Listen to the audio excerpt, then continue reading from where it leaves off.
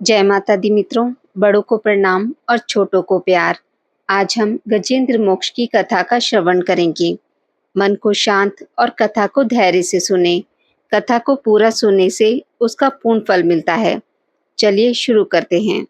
भगवान श्री कृष्ण ने भगवत पुराण में कहा है, जो मनुष्य इसका पाठ करेगा उसके लिए कुछ भी असंभव नहीं होगा, वो मुझे प्राप्त करेगा।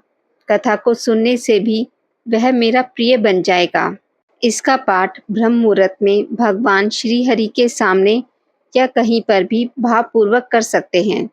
इसका निरंतर पाठ करने से मनुष्य सभी पापों से मुक्त हो जाता है, सभी कष्टों का निवारण हो जाता है, दुःस्वप्नों का विनाश हो जाता है, सभी प्रकार के विघ्नों का विनाश हो जाता है और मृत्यु पर्यंत कभी मनुष्य नरक में नहीं जाता। ऐसा स्वयं भगवान का वचन है। प्राचीन काल की बात है। द्रविड़ देश में एक पांड्य वंशी राजा राज्य करते थे। उनका नाम था इंद्रधुमन। वे भगवान की आराधना में ही अपना अधिक समय व्यतीत करते थे।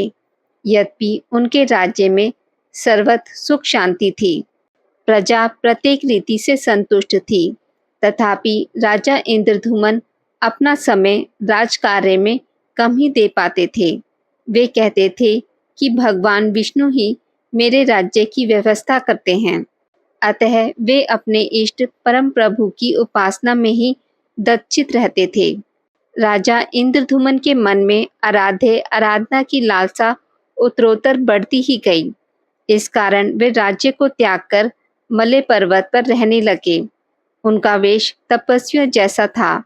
सिर के बाल बढ़कर जटा के रूप में हो गए थे। वे निरंतर परब्रह्म परमात्मा की आराधना में तल्लीन रहते। उनके मन और प्राण श्री हरि के चरण कमलों में मधुकर बने रहते। इसके अतिरिक्त उन्हें जगत की कोई वस्तु नहीं सुहाती। उन्हें राज्य, कोष, प्रजा तथा पत्नी आदि किसी प्राणी या पदार्थ की स्मृति ही नहीं होती थी। एक बार की बात है, राजा इंद्रधुमन प्रतिदिन की भांति स्नान आदि से निवृत्त हो सर्वसमर्थ प्रभु की आराधना में तल्लीन थे। उन्हें ब्रह्म जगत का तनिक भी ध्यान नहीं था। संयोगवश उसी समय महर्षि अगस्त्य उनके समस्त शिष्यों के साथ वहां पहुंच गए। लेकिन न पाद, न अर्घ्य और न स्वागत। मनोव्रती राजा इंद्रधुमन परम प्रभु के ध्यान में निमग्न थे। इससे महर्षि अगस्त्य कुपित हो गए। उन्होंने इंद्रधुमन को शाप दे दिया। इस राजा ने गुरुजनों से शिक्षा नहीं ग्रहण की है और अभिमानवश परोपकार से निवृत्त होकर मनमानी कर रहा है। ऋषियों का अपमान करने वाला यह राजा हाथी के समान जड़ बुद्धि है, इसलिए इसे घोर अज्ञान में हाथी की योनि प्राप्त हो। महर्षि अगस्त्य भगवत भक्त इंद्रधुमन को यह शाप देकर चले गए। राजा इंद्रधुमन ने इसे श्री भगवान का मंगलमय विधान समझकर प्रभु के चरणों में सिर रख दिया। शेराब्दी में 10 सहस्त्र योजन लंबा चौड़ा ऊंचा त्रिकुट नामक पर्वत था। वह पर्वत अत्यंत सुंदर एवं श्रेष्ठ था। उस पर्वतराज त्रिकुट की तराई में ऋतुमान नामक भगवान वरुण का क्रीड़ा कानन था। उसके चारों ओर दिव्य वृक्ष सुशोभित थे। वे वृक्ष सदा पुष्पों और फूलों से लदे रहते थे। उसी क्रीड़ा कानन ऋतुमान के समीप पर्वत श्रेष्ठ त्रिकुट के गहन वन में हाथियों के साथ अत्यंत शक्तिशाली और अमित पराक्रमी गजेंद्र रहता था।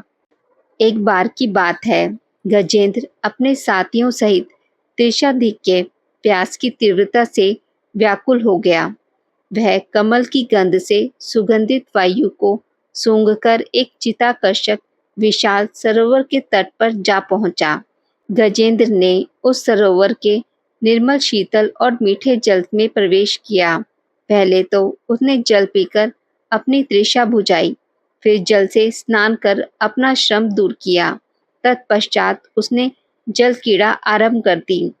वह अपनी सूंड में जल भरकर उसकी फुहारों से हथिनियों को स्नान कराने लगा।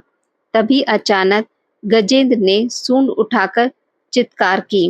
पता नहीं किधर से एक मगर ने आकर उसका पैर पकड़ लिया था। गजेंद्र ने अपना पैर छुड़ाने के लिए पूरी शक्ति लगाई, परंतु उसका वश नहीं चला, पैर नहीं छूटा। अपने स्वामी गजेंद्र को ग्रहग्रस्त देखकर हथनियां, कलब और अन्य गज अत्यंत व्याकुल हो गए। वे सूंड उठाकर चिंघाड़ने और गजेंद्र को बचाने के लिए सरोवर के भीतर बाहर दौड़ने लगे। उन्होंने पूरी चेष्टा की, लेकिन सफल नहीं हुए। वस्तुतः महर्षि अगस्त्य के शाप से राजा इंद्रधमन ही गजेंद्र हो गए थे और गंधर्व श्रेष्ठ हुहु महर्षि देवल के शाप से ग्राह हो गए थे। वे भी अत्यंत पराक्रमी थे। संघर्ष चलता रहा। गजेंद्र स्वयं को बाहर खींचता और ग्राह गजेंद्र को भीतर खींचता। सरोवर का निर्मल जल गंदल हो गया था। कमल दल शत विशत हो गए। जल जंतु व्याकुल हो उठे। गजेंद्र और ग्राह का संघर्ष एक सहस्र चलता रहा। दोनों जीवित रहे। यह दृश्य देखकर देवगण चकित हो गए। अंततः गजेंद्र का शरीर शिथिल हो गया। उसके शरीर में शक्ति और मन में उत्साह नहीं रहा, परंतु जलचर होने के कारण ग्राह की शक्ति में कोई कमी नहीं आई। उसकी शक्ति बढ़ती गई। वह नवीन उत्साह से अधिक शक्ति लगाकर गजेंद्र को खींचने लगा। असमर्थ गजेंद्र के प्राण संकट में पड़ गए। उसकी शक्ति और पराक्रम का अहंकार चूर चूर हो गया। वह पूर्णतः निराश हो गया, किंतु पूर्व जन्म की निरंतर भगवत आराधना के फलस्वरूप उसे भगवत स्मृति हो आई। उसने निश्चय किया कि मैं कराल काल के भय से चराचर प्राणियों के शरणे सर्वसमर्थ प्रभु की शरण ग्रहण करता हूँ। इस निश्चय के साथ गजेंद्र मन को एकाग्र कर पूर्व जन्म में सीखे श्रेष्ठ स्तोत्र द्वारा परम प्रभु की स्तुति करने लगा। गजेंद्र की स्तुति सुनकर सर्वात्मा सर्वदेव रूप भगवान विष्णु प्रकट हो गए। गजेंद्र को पीड़ित देखकर भगवान विष्णु गरुड़ पर आरूढ़ होकर अत्यंत शीघ्रता से उक्त सरोवर के तट पर पहुंचे। जब जीवन से निराश तथा पीड़ा से छटपटाते गजेंद्र ने हाथ में चक्र लिए गरारूढ़ भगवान विष्णु को तीव्रता से अपनी ओर आते देखा, तो उसने कमल का एक सुंदर पुष्प अपनी सूंड में लेकर ऊपर उठाया और बड़े कष्ट से कहा, नारायण जगदूरो, भगवान आपको नमस्कार है। गजेंद्र को अत्यंत पीड़ित देखकर भगवान विष्णु गरुड़ की पीठ से कूद पड़े और गजेंद्र के साथ ग्राह को भी सरोवर से बाहर खींच लाए और तुरंत अपने तीक्ष्ण चक्र से ग्राह का मुंह फाड़कर गजेंद्र को मुक्त करा दिया। ब्रह्मा आदि देवगण श्री हरि की प्रसन्नता करते हुए उनके ऊपर स्वर्गिक सुमनों की वृष्टि करने लगे। सिद्ध और ऋषि महर्षि पर ब्रह्म भगवान विष्णु का गुणगान करने लगे। ग्राह दिव्य शरीरधारी हो गया। उसने भगवान विष्णु के चरणों में सिर रखकर प्रणाम किया और भगवान विष्णु के गुणों की प्रशंसा करने लगा। भगवान विष्णु के मंगलमय वरद हस्त के स्पर्श से पाप मुक्त होकर अभिशप्त हुहु गंधर्व ने प्रभु की परिक्रमा की और उनके त्रिलोके वंदित चरण कमलों में प्रणाम कर अपने लोक चला गया।